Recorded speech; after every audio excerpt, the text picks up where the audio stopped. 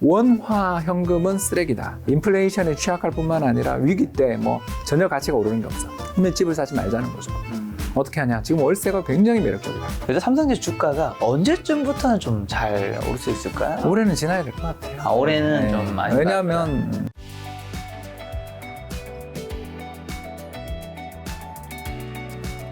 자, 이번에 투자의 순서가 있다. 이 책의 제목의 질문을 좀 드리면 수익률은 투자 순서에 좌우된다. 이거 어떤 의미예요, 박사님? 이게 뭐냐면 네네. 시장에서 수익을 내는 방법의 네. 그 요건은 세 가지가 있는 것 같아요. 하죠. 첫 번째는 자금, 자금. 시드머니죠, 종잣돈. 네. 근데 이게 이제 없는 분들을 대상으로 이 책을 쓴 거니까. 네. 왜냐하면 있는 분들을 대상으로 해서 쓴 책은 그 돈의 흐름에 올라타라 해서 제가 한수 잘 이야기를 했으니까 그때 미국의 소매 판매가 막 줄고 그러면 달러로 갈아타는 거 이런 것들 딱딱 제가 이야기 해드렸잖아요. 근데 이제 이 책은 뭐냐면 작년에 좀 투자를 하다가 올해 네. 너무너무 많이 힘들고 물렸어요. 그리고 돈도 없어요. 또 빌린 돈도 갚아야 돼요. 이렇게 돼서 좌절하고 계시는 분들을 위한 책이죠. 그래서 첫 번째, 종잣돈은 없는 걸로 치고 네. 그럼 두 번째로 중요한 게 뭐냐면 투자의 기간이죠. 투자의 그건 뭐 당연한 거죠. 세 번째가 뭐냐면 전략이에요. 전략. 자, 이야기를 하고 싶었던 거죠. 올바른 전략까지는 제가 모르지만 그건 왜냐하면 가치 판단이니까. 그러나 덜 깨먹고 수익률도 괜찮은 전략이 세상에는 존재하는데 네. 이제 그거에 대해서 관심을 가질 때라는 거죠. 작년이야. 차트 이쁘고 단톡방에서 이야기 많이 나오고 네, 커뮤니티에서 추천되는 종목 사면 적잖은 성과를 올릴 수 있는 그래서 고점이 나온 거죠 사실. 그렇게 해서 버블이 돼버렸으니까. 근데 이제부터는 몇 년은 암흑석을 헤쳐나가는 시기가 왔잖아요. 바닥이 언제냐? 그건 저는 올해일 거라고 봐요. 그러나 본격적인 상승이 이루어지고 시장이 대세 상승 이런 이야기가 나오는 시기는 그건 언제인지 아무도 모르잖아요. 저는 V자 반등이 나올 거라고 믿지만 틀릴 수도 있으니까. 자, 그런 분들을 위해서 투자의 전략에서 기대 수익은 높지만 위험한 전략이 있고 반대편에 뭐냐면 기대 수익은 이거보다 좀 덜할지 모르지만 안정적인 성과를 올릴 수 있는 전략이 있다면 이럴 때 우리가 배웠잖아요. 위험하지만 고위험이 있지만 고수익을 기대할 수 있는 전략. 뭐죠? TQQQ 사는 거잖아요. 80% 빠졌더만. 네. 그러니까 이 전략이 오를 때는 어마어마하게 오르지만 빠질 때도 덧없이 빠진다는 걸 알고 거기다 계속 죽으라고 물을 탈 수 있으면 저는 이길 수도 있다고 생각해요. 언젠간 오르겠지. 그렇죠. 근데 그 전략을 할 수 있냐라는 현실적인 질문을 하면 정말 심지궂은 일부를 제어하기 힘들잖아요. 이제 뭔 말하는지 아시겠죠? 그러면 우리가 할 수 있는 전략은 우리가 해야 되는 전략이 이제 다 나온 거죠. 뭐냐 하면 손실은 적게 하면서 장기 성과는 좋은 전략으로 가자. 이게 바로 부자가 되는 정말 생각보다 지름길 아니에요. 투자에도 순서가 있다는 거죠. 투자의 순서가 한 방에 올인하고 싶은 마음들은 안다. 네. 그리고 젊을 때 저도 그랬습니다. 저 전재산 한 종목을 집어넣었어요. 근데 외환위기 때 하한가 한 10방 맞으니까 아무 생각이 없더라고요. 진짜입니다. 그런 일들이 종종 있었어요. 세상에는 다 그런 일이 있잖아요. 그런 걸 우리가 제가 말씀을 드리는 거잖아요. 지금 제가 여러분한테 말씀드리는 거. TQQQ, 고점에서 80%, 90% 빠지는 거랑 똑같은 일을 저도 겪었어요. 근데 그때 물 탈 수 있어요? 싼데? 이 회사 이익이 좋은데? 못 한다고요. 멘붕 그 자체인데 뭘 사요? 못 한단 말입니다. 그러니까 MDD라고 부르는데 고점 대비 최대 하락률이 그렇죠. 한 10% 정도에서 막아주는 그런 전략들을 하는 게 최선이고 그리고 위는 열려 있잖아요. 그런 전략들이. 그러니까 이런 전략들의 특성이 뭐냐면 바로 우리가 생각했을 때 올인하지 않는 전략들이다. 올인을 하지 않는 가장 쉬운 방법부터 이야기하면 한국 주식을 사라. 왜? 바닥을 칠 때 세계에서 제일 좋은 시장이니까. 그죠? 근데 두 번째, 올해처럼 덧없이 세상에 미국보다 더 빠지는 게 말이 됩니까? 미국이 지금 고금리, 우리보다 금리 훨씬 많이 몰리는데 왜 우리가 더 빠져? 우리는 그런 나라잖아요. 채찍의 끝에 있는 나라다 제가 이야기했잖아요. 그런 나라이기 때문에 우리는 항상 보험을 들어야 돼요. 보험을 들지 않고 주식을 한다? 이게 정말 위험하다. 멘붕한다. 보험은 미국 주식. 미국 달러의 채권 주식 이런 것들이라는 거죠. 그래서 제가 초보자한테, 그러니까 정말 마상한 분들한테 추천하는 전략은 미국 국채, 단기채들이겠죠. 이런 거는 금리 4, 5% 주는 데다가 손실도 거의 없고 그리고 이자도 따박따박 나오면서 환율 상승할 때마다 무조건 수익을 주니까. 근데 이걸 또 살라고 봤더니 어떤 분이 그러잖아요. 환율 고점 아니냐. 그죠? 환율이 고점이면 제일 좋은 건 한국 주식이죠. 왜냐하면 제일 많이 빠졌으니까. 그러니까 그걸 판단해서 대박을 칠 능력이 있으면 작년에 고점에 잘 팔았을 거예요. 그게 안 되니까 우리가 이 고민하는 거잖아요. 저도 틀렸고. 저도 맨날 한 여름쯤 6월에 와가지고는 바닥 갔다고 그러고 다녔잖아요. 그렇죠. 그게 깨졌잖아요 지금. 저만 해도 시장에서 바닥은 바닥권이다 정도가 저의 전망의 어떤 최대치지 지금이 바닥이에요. 손을 저도 못한다고요. 네. 그러면 답이 나왔죠. 돈이 생기는 대로 반반 사자. 한국 주식 절반 사고 네. 미국 국채 절반 사자. 네. 이걸 사는데 어떻게 산다? 100만 원이다. 50, 50. 그리고 두 번째, 다음 달이 됐는데 9월에 이런 폭락을 맞았어요. 그럼 어떻게 됐겠어요? 주식은 한 10% 빠졌을 거고 네. 환율은 10% 올랐죠. 네. 자, 그럼 어때요? 다음 달에도 내가 100만 원 투자할 건데 이번에는 45만 원은 미국 국채 사고 55만 원은 한국 주식 사서 한국 주식이 더 빠졌으니까 예, 물 타는 거죠. 비중을 맞추고. 그래서 5대 5로 계속 비중을 맞추는 거죠. 자, 이러다가 좀 익숙해져요. 그리고 드디어 바닥에 견뎌내는 힘이 생겼어. 네. 이러다 보면 언젠가는 계속 우리가 지금 물을 타고 있으니까 물을 타고 있는 중이니까 바닥에 시원하게 오를 때 정말 기분 좋거든요. 네. 그런 경험을 한번 하고 나면 그 다음에 아까 우리 김 작가님이랑 저랑 이야기한 것처럼 미국 주식을 거기다 넣읍시다. 왜? 이제 투자의 경험이 좀 생겼거든. 바닥을 내가 한번 잡아봤잖아. 네. 이게 굉장한 경험이에요, 여러분. 바닥 때 난 그때 주식을 샀어요라고 자랑할 수 있는, 계좌 인증할 수 있는 사람들이 있거든요. 저도 그때 98년에 주식 샀던 사람으로서, 아니 물론 뭐 보증 샀던 거 대납도 하고 전세금 빼서 살고 있었지만 돈 생기는 대로 그때 뭐 펀드들이 있었어요. 장기증권저축이나 이런 여러 가지 펀드들이 있어서 그걸 샀어요. 네. 근데 그때 산 것들이 지나고 생각하니까 시드머니가 됐거든요. 네. 자, 이제 두 번째. 자, 이 전략에 한 가지 약점이 있어요. 뭐냐면 기대 수익은 7% 정도 나와요. 근데 나쁘지 않은데 네. 코스피 수익률이랑 비슷하게 나오는 굉장히 좋은 전략이지만 네. 화끈하지 않죠. 아니, 우리가 이제 경험이 생겼으니까. 자, 그러면 여기다가 미국 주식을 더 합시다. 이게 이제 투자 3분법. 투자를 3개로 하는 거예요. 자, 3분의 1은 어떻게? 한국 주식. 한국 주식. 3분의 1은 미국 국채. 3분의 1은 미국 주식. 네. 이야, 이렇게 하면 이게 성과가 한 1% 이상 개선돼요. 연 1% 아무것도 아니라고 생각되는데 이게 아까 우리 이야기한 것처럼 계속 물 타면서 들어가잖아요. 그래서 그러니까 그냥 아주 단순 계산에 불과하지만 지난 한 40년을 반반 투자 전략으로 했다면 투자를 했다라면 이게 매년 100만 원씩 넣어요. 계산 편하게. 매년 100만 원씩 넣었으면 이게 한 2억 8천 돼요, 지금. 네. 엄청난 거죠, 이것도. 그러나 3분의 1씩 한국 주식, 미국 국채를 사서 물타기를 계속 해줬다. 이게 얼마가 되냐면 4억 6천 정도 돼요. 그러면 1,000만 원 넣었으면 46억. 2천 넣었으면 계산도 안 되네. 이 전략의 가장 좋은 점이 뭐냐면 3분의 2가 주식이에요. 성과가 좋죠. 또 그렇죠. 3분의 2가 뭐예요? 달러예요. 네. 미국 국채랑 네. 미국 주식이니까 달러잖아요. 네. 안정성도 나쁘지 않아요. 그러니까 이 전략을 하게 되면 꽁도 먹고 알도 먹고 경제 위기가 올 때마다 부자가 돼요. 물만 타면 돼요. 그리고 더 좋은 방법을 가르쳐드리자면 배판하는 거예요. 배판이 뭔지 알죠? 마틴게일. 한마디로 이야기하면 한 6년 정도는 내가 대리 달기 전까지 신입사원이라고 칩시다.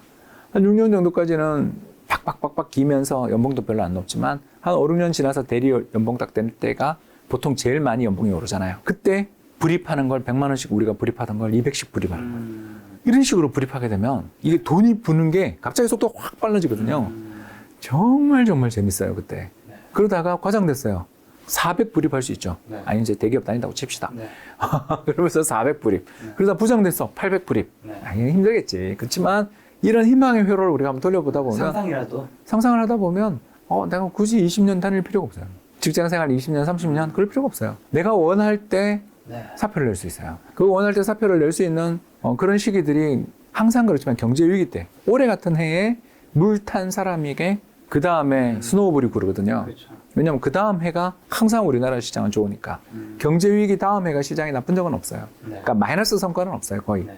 이런 점들을 믿고 이 전략을 쓰는데 이제 이 전략에 한 가지 약점이 있어요. 뭐냐? 집은 어떡할 거냐를. 이런 경망한 웃음을 지어서 죄송합니다. 네. 이걸 고민하시는 분들은 네. 보통 이제 30대 후반, 전세 살다가 월세 살다가 애도 생기고, 내 집 마련. 그리고 특히 그 애기들 학군을 그때 따지게 되거든요.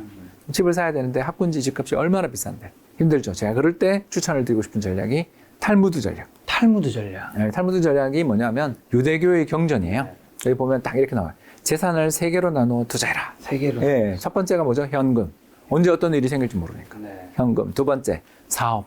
주변에 있는 애들 중에 똘똘한 애가 사업 시작하면 거기다 투자 좀 분산해서 해라. 네. 세 번째가 뭐죠? 집 한 채는 있어야 된다. 부동산. 이렇게 얘기하는 거거든요. 이게 뭐 2000년 된 전략이에요. 네.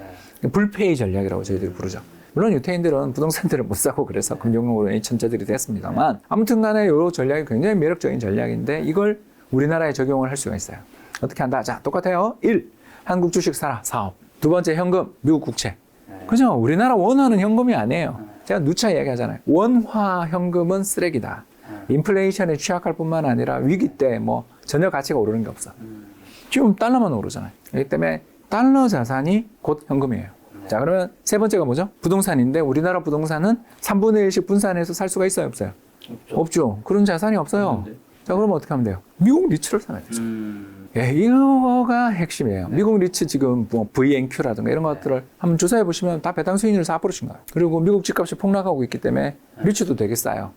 자, 이걸 타이밍 잡아서 사겠다는 생각 좀 하지 말고 적립 투자. 적립식으로. 자, 적립 투자를 하자. 그러면 어떤 일이 벌어지냐면 내가 이제 좀 자산 모은 사람 대상으로 이야기하잖아요. 한 3억 모았다. 그죠? 아니, 우리 아크파에 썼던 투자 3분법으로 한 3억 모았는데 이제 집을 살까 말까를 고민하니까 그렇지 않습니까? 대도시에서 집 살려면 한 3억 있어야 될 거 아니에요. 자, 3억 모았다. 뭐 보나마나 결혼 한 5, 6년 차 됐고 이제 곧 애가 초등학교 들어갈 나이가 딱 됐어요. 그때 학군지를 딱 알아봤더니 애 집에서도 가깝고 교통도 좋고 마님이랑 저랑 뭐 버스든 지하철 교통도 좋은 곳을 딱 알아보니까 10매덕 하잖아요. 서울 기준. 제 고향 대구만 하더라도 수성구 아파트 보면 10억까지 간단 말이에요. 쉽게 사기 힘들고 여기다 또 투자를 하는 건 지금까지 우리가 이야기했던 철학이랑 하나도 안 맞아. 그러면 집을 사지 말자는 거죠.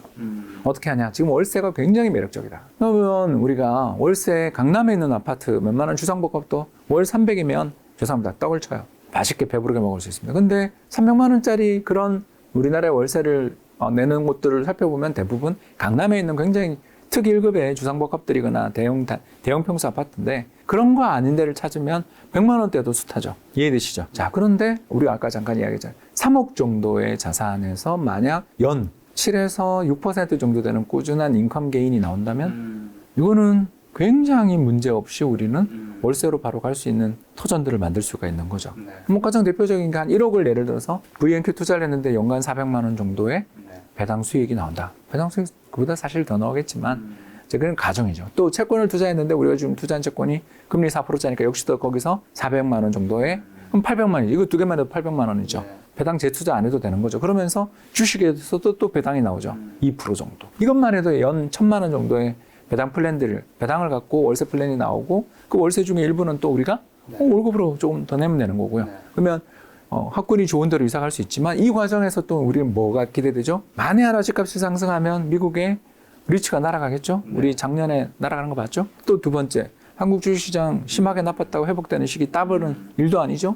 미국 국채 올해 같은 해에는 단기채로 만약 가지고 있었다고 치면 30% 먹었죠? 죄송합니다. 수익이 났죠? 점점 저렴해지고 있습니다. 죄송합니다. 흥분했어요. 이런 어마어마한 캐피탈 게인과 인컴이 다 나와요. 그러니 우리나라에서 3억 그래봐야 경기도 전세도 힘들게 우리의 현실인데 3억 상당히 큰 돈인데도 전세 한번 들어가고 나면 무이자로 집주인한테 대출해주는 그 비용이 기회비용이 너무 크지 않냐. 그 3억으로 이렇게 해놓으면 배당으로 월세를 어느 정도 커버하고 그렇죠. 그 외에 시세가 오르는 걸로 내 자산 증식을 하면서 꿈꿔볼 수 있다. 또 월세가 그렇게 딱딱 나가는 걸 보면서 저축 의욕이 얼마나 불붙겠어요. 열심히 저축해가지고 계속 물을 또 타주는 거죠.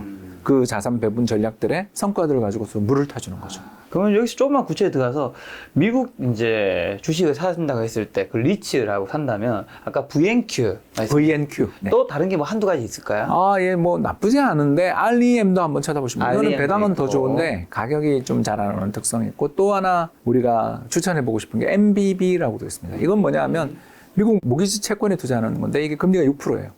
지금 금리 6%인데 달러죠. 만기가 30년이에요. 저는 우리나라 특판예금 가입하는 분들을 잘 이해를 못하겠어요. 왜냐하면 달러로 받는 게 진짜 현금이잖아요. 그리고 6%야. 누구? 미국. 미국 모기지 채권. 거기다가 만기가 또 3년짜리 특판도 아니고 30년 특판이에요. 이런 상품들도 있거든요. 그래서 미국 국채만 살 게 아니라 MBB 같은 거 조금 섞어 사도 괜찮죠. 이런 리츠 상품은 잘 비교해서 하시면 되고 그럼 미국 국채라면 어떤 상품이 좀 있을까요? 저 같은 경우는 너무 장기 TLT 이런 건 못 사겠어요. 왜냐하면 가격 변동성이 너무 커. 그래서 저는 뭐 IEF나 또 SHY 이렇게 섞어 사고 있습니다. 이런 것도 참고하시면 되고. 자, 그럼 남은 한국 주식은 아마 개별 종목 말씀하시는 게 개별 종목은 아닌가요? 푼돈. 재미삼아 제가 이야기하잖아요. LG생건, 삼성전자, 현대차, 우선주 이렇게 제가 3개 들고 있잖아요. 근데 이거 다 물리신 것 아시면 같은데. 다 물렸어요. 괴로워. 그래서 인정한다니까요, 제가. 한국 주식 먹으면. 아니, 코스피 200 TR, 토탈 리턴. 배당 받은 거 재투자. 저는 왜냐하면 그런 이제 인컴이 별로 필요 없으니까. 책도 열심히 쓰고 강의도 하고 유튜브에서도 돈이 나오니까 저는 인컴이 별로 필요 없으니까 인컴이 필요 없으면 그 사람들한테는 TR이 좋거든요.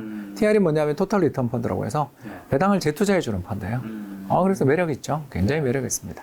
이런 걸 참고해서 하면 된다. 지금 방금 전에 근데 삼성전자, 그다음에 LG생활건강 또 하나 뭐라 얘기하셨죠? 현대차 우선주. 현대차 우선주는 좀 예, 아직 버티고 있는데 네, 버티고 그래도 있는. 힘들어요. 자, 그럼 첫 번째 이제 국민주 삼성전자 좀 어떻게 지금 현재 좀 바라보고 계신가요, 박사님? 4만 원대 가면 물 탈라고요. 지금 5만 원대 아닌가요? 예, 그러니까. 5만 원이 좀 붕괴될 수도 있다고 생각이 약간 있으신가 봐요. 굉장히 화가는 확신은 못하지만 아니, 주주 여러분, 저희 편하게 얘기하세요. 저희 다 있잖아요. 삼성전자. 주주 여러분, 저 있습니다. 주주 주식. 여러분, 저도 주주입니다. 저도 봐주시고요. 주주입니다.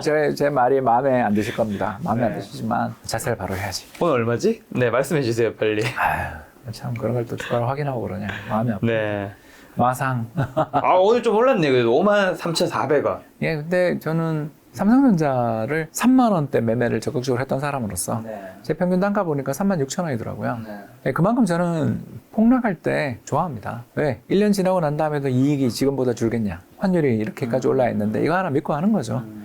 그런 식에서 보면 물을 타려고 합니다. 네. 근데 제가 전번에 샀던 평단가가 36,000원이니까 벌써 2018년에 사고 2020년 두 번에 산 게 평단가 3만 원대니까 그때 이후 이제 꿈틀꿈틀 거의 많이 팔았어요. 그래서 얼마 들고 있지는 않은데 3만 원대를 원하는 건 삼성전자 레벨업 됐는데 그건 너무 심한 것 같고 심하고. 4만 원대부터 사겠다. 4만 원대 사겠다가 4만 원대가 올 수 있다라는 어쨌든 부정적인 뭔가 전망이 있으시니까 그런 생각 하시는 거 아닌가요?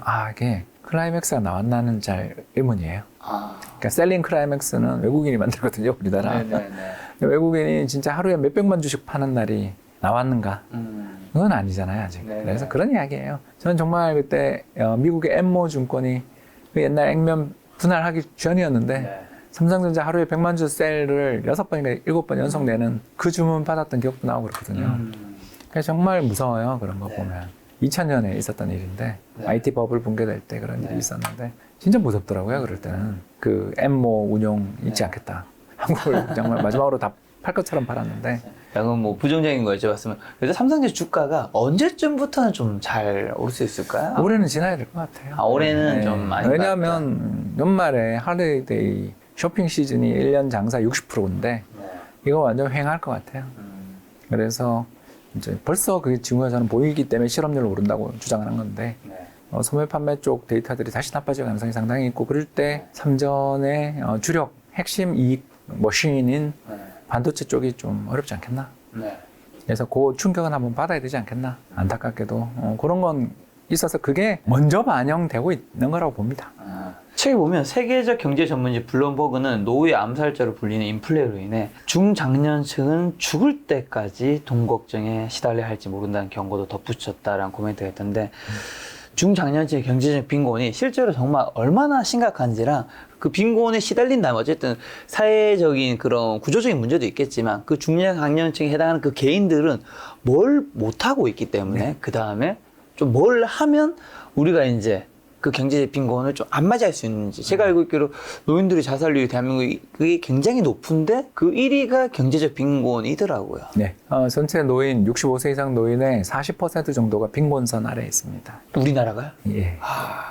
그러니까 중위 소득의 50% 이하. 10명 중 4명인 거잖아요, 그러면. 예.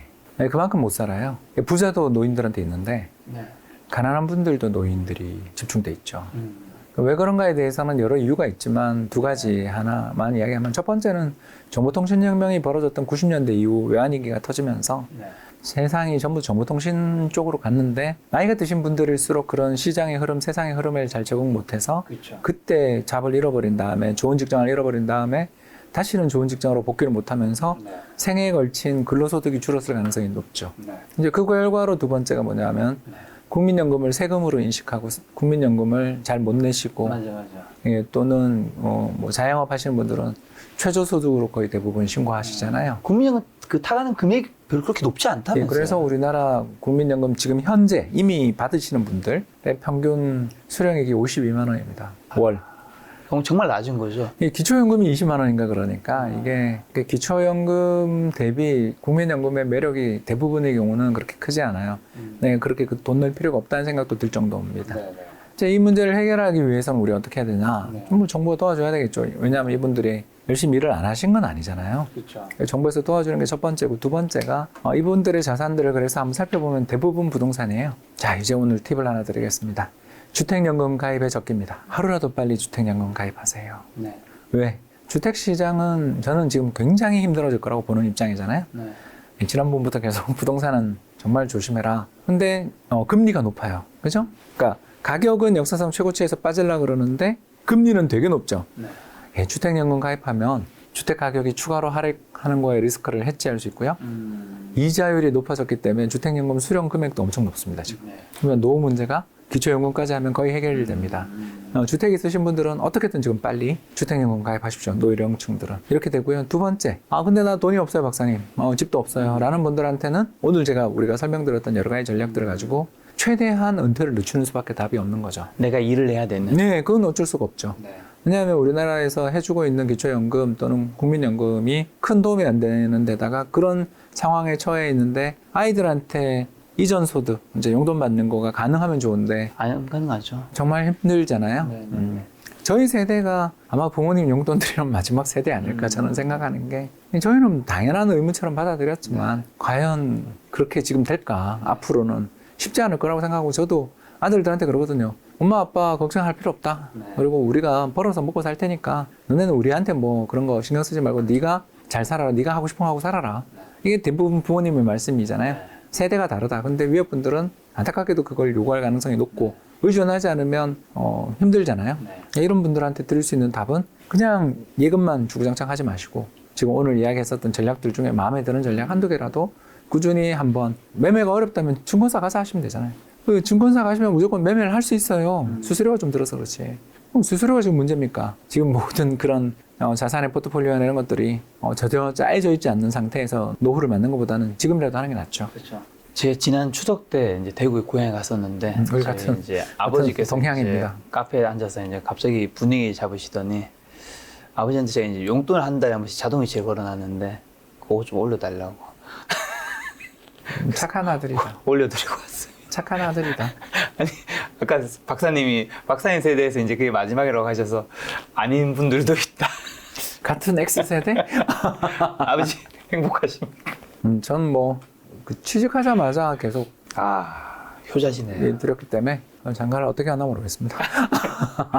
자, 마지막으로 10월 증시의 투자 포인트라 눈여겨봐야 될 변수만 박사님 한 번만 딱 집어주신다면. 고용보고서. 9월달 고용보고서에서 실업률 급등하면 만세 부르며 주식 살 겁니다. 그게 핵심. 네.